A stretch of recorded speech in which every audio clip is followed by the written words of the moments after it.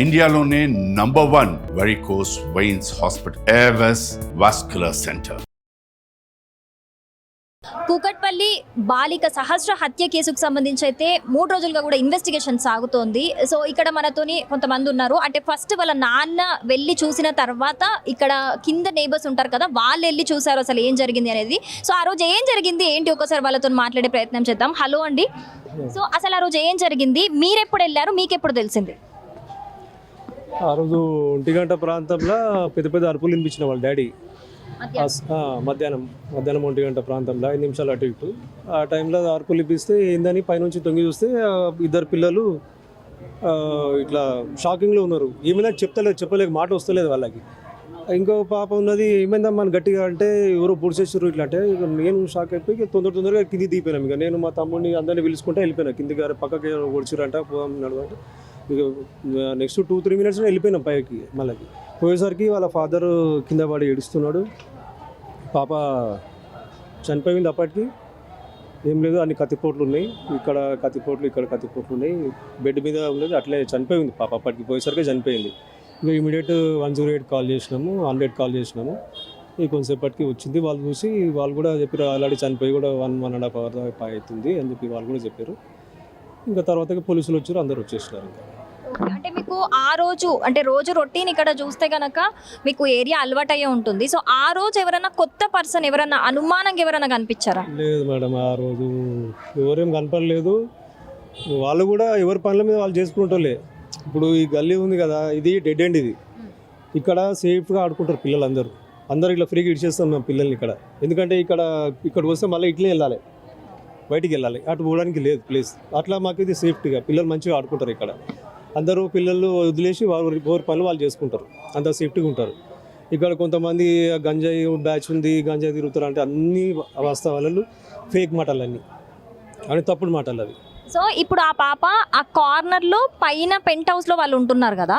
So ఒకవేళ ఏమైనా జరిగినా చిన్నగా ఏమన్నా మనకి అరిచినా మనకు వినిపిస్తుంది. మరి అన్ని కత్తిపోట్లు అంటే చాలా అరిచి ఉంటుంది, ఏ అరుపు కూడా మీకు వినిపించలేదా? మాకు వినిపించలేదు. అయితే మా దాంట్లో ఉన్న ఒక పిల్లడు 10th క్లాస్ పిల్లగానికి నాన్న డాడీ డాడీ డాడీ అని సౌండ్ వినిపించిందంట. ఆ పిల్లగాడు బయటకు వచ్చి తొంగి చూసి ఎవరు లేకపోయేసరికి మళ్ళీ లోపలికి అయిపోయాడంట. ఇక్కడే పక్కింట్లోనే ఉంటాడు ఆయనకు సౌండ్ వచ్చిందంట. ఆయన కూడా బయటకు వచ్చి చూస్తే ఎవరు కనిపించలేదు. తర్వాత ఆయన వెళ్ళిపోయాడు లోపలికి. తర్వాత 12 ఆయన వచ్చిన తర్వాత 1 గంట ప్రాంతాలనే సౌండ్ వచ్చింది, అందరం బయటికి వెళ్ళిపోయినాం ఇంకా అక్కడ చూడడానికి. అంతే, వినిపించలేదు, సౌండ్ ఏమి వినిపించలేదు. ఎందుకంటే నేను కూడా ఇంట్లోనే ఉన్నా కాబట్టి ఏమి వినిపించలేదు. సౌండ్ వినిపిస్తే ఖచ్చితంగా మేము ఈ ఇల్లు కదా, ఎక్కడైనా సౌండ్ వచ్చినా కానీ ఖచ్చితంగా బయటకు వస్తాము. మేము ఒకరికొకరు పలకరించుకుంటాం. మేము ఇక్కడ ఏదన్నా బయటకు వచ్చి మాట్లాడతాము. అది సౌండ్ ఏమి వినిపించలేదు అప్పుడైతే. ఇక్కడ చూస్తే ఏరియాలో సీసీటీవీ అనేది చాలా తక్కువ కనిపిస్తుంది, సరౌండింగ్స్ ఎక్కడ లేదు. బట్ ఇక్కడ కార్నర్ లో ఒక సీసీటీవీ కనిపిస్తుంది. సో అదేమైనా చెక్ చేశారా మీకు ఇది జరిగిన తర్వాత? మీకు తెలిసిన చెక్ చేస్తున్నారు, పోలీసు వాళ్ళు చూస్తున్నారు. వాళ్ళు అది చెక్ చేసి లేదు, వాళ్ళు పోలీసు వాళ్ళే చూస్తున్నారు. పిలిచినప్పుడు మేము ఐడెంటిఫై చేస్తున్నాము, వస్తున్నాం. కానీ కొత్త వ్యక్తులు అయితే ఎవరేమో కనపడలేదు.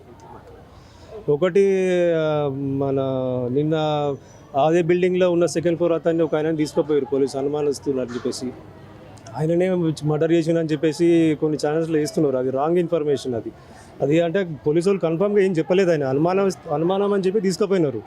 పాపం ఆయన ఫోటోతో సహా వేసి పాపం ఆయనను ఇది చేస్తున్నారు. ఓకే, ఆయన చేస్తే కన్ఫామ్ అయితే చేసుకోండి, కానీ కన్ఫామ్ చేయకముందు వేయడం కూడా కరెక్ట్ కాదు కదా.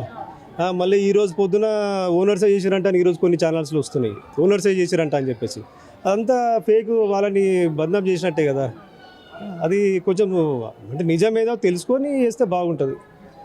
ఇప్పుడు మీడియా సపోర్ట్ ఉండాలి. మాకు కూడా, మేము కూడా మా పనులను ఆపుకొని ఉంటాం. వాడు ఇంత తొందర దొరికితే మేము కూడా అంత తొందరగా మా పనులు మేము చేసుకుంటాం ఫ్రీగా. మా పనులు మేము కూడా చేసుకోలేకపోతున్నాము. ఎందుకంటే పోలీసులు పిలుస్తున్నారు, ఎంక్వైరీలు చేస్తున్నారు, మాకు టైంకు ఏం లేకుండా అవుతుంది. వాళ్ళు తొందరగా దొరకాలి, వాడిని శిక్ష పడాలి. మాకు అప్పుడు నిమ్మలం, కానీ ఖచ్చితంగా దొరకాలని కోరుకుంటున్నాము. దొరకాలని శిక్ష పడాలి. మీరు కూడా ఈ గల్లీలోనే ఉంటారు కదా, పక్కనే మా అన్నయ్య మీరు మాట్లాడింది. సో మీరు కూడా వెళ్ళారా ఆ టైంలో? అయితే ఇన్సిడెంట్స్ జరిగిన టైంకి అరౌండ్ 1 o'clock ఆ టైంకి గట్టిగా ఏడుపు శబ్దం వినిపిస్తే ఏందబ్బా అని అక్కడికి వెళ్ళి చూసేసరికి పాప బెడ్ మీద అట్లనే పండుకొని ఉంది, అన్కాన్షియస్, చనిపోయింది అప్పటికే. మళ్ళీ తర్వాత ఇంకా వెంటనే మేము అంబులెన్స్కి కాల్ చేయడము, 100కి డయల్ చేయడము ఇవన్నీ జరిగినాయి. సో ఇప్పుడు సీసీటీవీ ఫుటేజ్ అన్నారు, అది పోలీస్ వాళ్ళు డీటెయిల్గా చూస్తున్నారు. ఐడెంటిఫికేషన్ కోసం మమ్మల్ని పిలుస్తున్నారు, ఏం జరిగింది, వీళ్ళెవరు అని. ఆ రోజు ఏమీ డెలివరీస్ కానీ అట్లేం మాకేం రాలేదు, మా ఇంటికి కానీ పక్కన కానీ ఇట్లా కొత్త వ్యక్తులు వచ్చినట్టు ఏం లేదు. సో పోలీస్ వాళ్ళు ఐడెంటిఫై చేస్తున్నారు. సో రిక్వెస్ట్ ఏంటంటే మీడియాతో కూడా మొత్తం వాస్తవం తెలుసుకున్న తర్వాత టెలికాస్ట్ చేస్తే బాగుంటుంది. ఎందుకంటే అందరికీ సొసైటీలో వాళ్ళ సెల్ఫ్ రెస్పెక్ట్ ఉంటుంది. సో వాస్తవం తెలుసుకొని టెలికాస్ట్ చేస్తే బాగుంటుంది. ఇది ఒక రిక్వెస్ట్ అండి. ఓకే, నిన్న ఒక అనుమానితుడిని అదే సంజీవ్ రావు గారిని అంటే అనుమానితుడిగా తీసుకున్నారు. ఓన్లీ ఇన్వెస్టిగేషన్ మాత్రమే చేస్తున్నారు ఇప్పుడు అంటే. సో ఆయన గురించి చెప్పండి, ఆయన ఎలాంటి వారు, వాళ్ళకి ఆ ఫ్యామిలీకి ఆయనకున్న ర్యాపో ఎలా ఉంటుంది? కామ్, ఆయన ఎక్కువ ఇంటరాక్ట్ అవ్వడు ఎవరితో. నార్మల్ ఆయన పని ఆయన చేసుకుంటాడు, అట్లా ఉంటాడు ఆయన. సో ఆయన్నే చేసిండా అన్నది ఎవరికి తెలియదు, క్లూలెస్ ఇది. సో అన్లెస్ అని అంటే మీడియా పోలీసు వాళ్ళు కన్ఫర్మ్ చేస్తేనే కానీ చెప్పగలుగుతాం, అంతవరకు తెలియదు. సస్పెన్స్, మాకు కూడా సస్పెన్స్. ఈవెన్ మేము కూడా కోరుకుంటున్నాము ఆయన ఎవరో తెలవాలా. చట్టం ఖచ్చితంగా వాడికి ఖచ్చితమైన శిక్ష ఇవ్వాలి డెఫినెట్గా. మీకు పోలీసు వాళ్ళు ఇప్పటి వరకు ఇన్వెస్టిగేషన్లో అడిగారు కదా, ఏం క్వశ్చన్స్ అడిగారు, ఎలాంటి క్వశ్చన్స్ అడిగారు? ఇదే అడిగినరు, కొత్త వాళ్ళు ఎవరైనా వచ్చిండ్రా, మేము ఇక్కడ ఎప్పటి నుంచి ఉంటున్నాము, మళ్ళా మేము జాబ్ చేస్తామా, ఏ టైంకి ఇంట్లో నుంచి బయటికి వెళ్తాం, ఏ టైంకి ఇంటికి వస్తాము, మా ఫోన్ నెంబర్లు తీసుకోవటము, ఇంట్లో ఉన్న వాళ్ళు అందరివి మేము ఫుల్ కోఆపరేట్ చేస్తున్నాం, అట్లేం లేదు.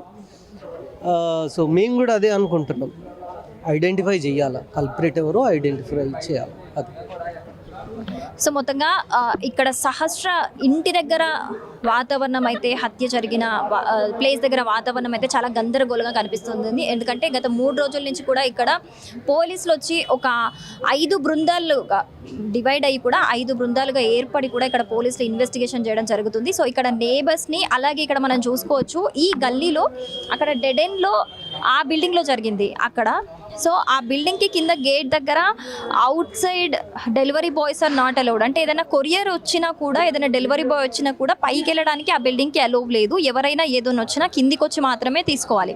సో ఆ రోజు ఏవైనా కొత్త వ్యక్తులు ఎవరైనా అలా ఏదైనా డెలివరీ బాయ్ అని చెప్పేసి ఎవరైనా వచ్చారా అని చెప్పేసి కూడా ఆ కోణంలో కూడా పోలీసులు దర్యాప్తు చేస్తూ ఇక్కడ నేబర్స్ని కూడా ఇన్వెస్టిగేట్ చేస్తున్నారు. సో అక్కడ డెడ్ ఎండ్లో బిల్డింగ్ ఉంటే ఇక్కడ మనకి ఒక సీసీటీవీ ఫుటేజ్ అనేది ఇక్కడ ఒకటి కనిపిస్తుంది, బట్ ఇక్కడది వర్క్ అవ్వట్లేదు అని చెప్తున్నారు. సో ఆ లాస్ట్ బిల్డింగ్లో ఉన్న సీసీటీవీ ఫుటేజ్ అనేది మనకి ఇప్పుడు ఒక మెయిన్ ఎవిడెన్స్గా చెప్పుకోవచ్చు. అంటే ఇందులో ఏదైనా రికార్డ్ అయింది మనకి, దీనికి ఈ కేసుకి సంబంధించి యూజ్ అవుతుంది అని చెప్పేసి ఇందులో సీసీటీవీ ఫుటేజ్ కూడా తీసుకొని పోలీసులు ఇప్పటికే ఎంక్వైరీ చేస్తున్నారు. సో ఈ నేపథ్యంలోనే ఇక్కడ ఉన్న నేబర్స్ని కూడా అడిగి తెలుసుకుంటున్నారు. అంటే మీరు ఎక్కడ ఉంటారు, ఎన్ని ఇయర్స్ నుంచి ఉంటున్నారు, ఎవరు ఎలా ఉంటారు, ఎన్ని గంటలకు వెళ్ళారు, ఎన్ని గంటలకు వచ్చారు, ఇలాంటివన్నీ కూడా వీళ్ళ ఇక్కడ ఉన్న చుట్టుపక్కల వాళ్ళందరిని అడిగి కూడా పోలీసులు ఇన్వెస్టిగేషన్ చేస్తున్నారు. ఈ రోజు కూడా పొద్దునుంచి, ఈరోజు 3వ రోజు హత్య జరిగి ఈ రోజు కూడా పొద్దునుంచి కూడా ఎస్ఓటీ పోలీసులు వచ్చి మొత్తం కూడా అక్కడ ఇల్లు జరిగిన అంటే కింద ఏదైతే నేబర్స్ ఉన్నారో అది జరిగింది 3rd ఫ్లోర్ పెంట్ హౌస్లో. So 2nd floor and ground floor ఓనర్స్ని అందరినీ కూడా ఇన్వెస్టిగేట్ చేస్తున్నారు. సో ఈ చుట్టుపక్కల కొన్ని షాప్స్ ఉన్నాయి, అక్కడ కూడా ఎవరైనా అనుమానంగా కొత్త వాళ్ళు ఏమైనా కనిపించారా అని చెప్పేసి ఇన్వెస్టిగేట్ చేస్తున్నారు. సో ఇక్కడైతే ఏదైతే హత్య జరిగిందో అక్కడ మొత్తం అయితే వాతావరణం చాలా గందరగోళంగా కనిపిస్తుంది ఈరోజు 3వ రోజు అయితే. సో మొత్తంగా అయితే ఈ కేసుకి సంబంధించి అయితే ఇప్పటి వరకు ఎలాంటి అంటే ఎవరు జస్ట్ అనుమానితులు మాత్రమే ఉన్నారో తప్పితే ఎవరు వీళ్ళు అంటే ఎవరు చేశారు, ఏంటి, ఎందుకు చేశారు, అంత కిరాతకంగా ఎందుకు చంపారు అనే దానికైతే నిజంగా అందరూ క్లూలెస్గానే ఉన్నారు. సో మొత్తంగా అది ఇక్కడ 3వ రోజు పరిస్థితి అయితే. కెమెరామెన్ నగేష్తోని శిరీష, సుమన్ టీవీ. సుమన్ టీవీలో మీ పర్సనల్ అండ్ బిజినెస్ ప్రమోషన్స్ కోసం కింది నెంబర్కి కాంటాక్ట్ చేయండి.